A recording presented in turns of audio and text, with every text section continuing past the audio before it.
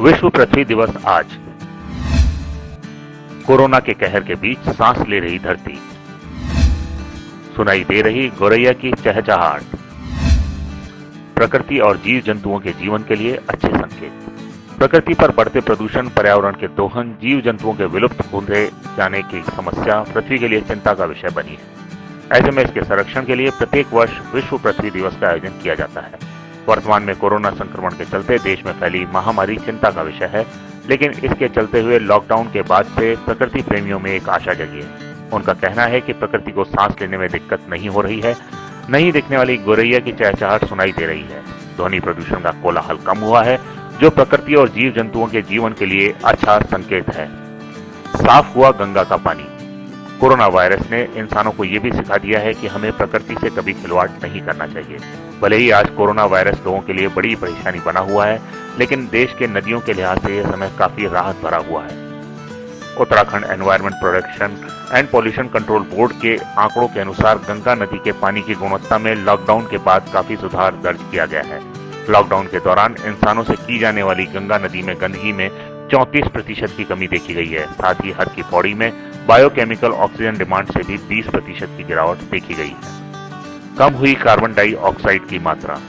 दुनिया की आधी से ज्यादा आबादी अपने घरों में कैद है। लॉकडाउन के चलते सड़कें खाली पड़ी हैं, कई देशों में फैक्ट्रियां बंद पड़ी हैं।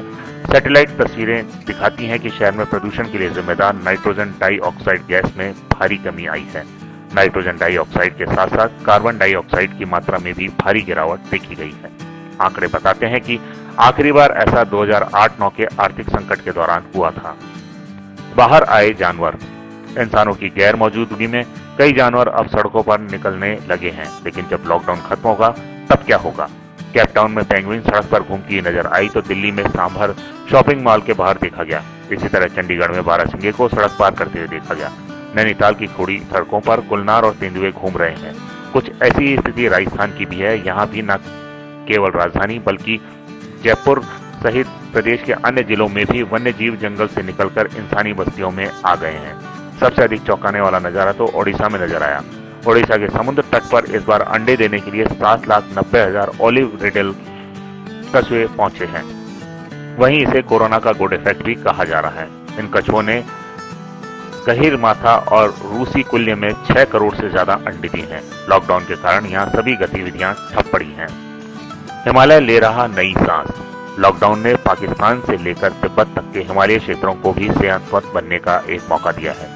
इन क्षेत्रों में पर्वतारोहण, ट्रैकिंग और पर्यटन की अन्य गतिविधियों पर कोरोना लॉकडाउन की वजह से फिलहाल कुछ भी काम नहीं हो रहा है। इससे इन इलाकों के अति संवेदनशील इकोसिस्टम को बर्फ पिघलने के बाद के दिनों में मानवीय गतिविधियों के हमले से बचाकर स्वयं को पुनर्जीवित करने का एक अच्छा मौका मिल गया है। इस वक्त दुनिया भर का ध्यान सिर्फ और सिर्फ कोरोना संकट से निपटने में है। ऐसे में जलवायु परिवर्तन पर बहस रुक गई है।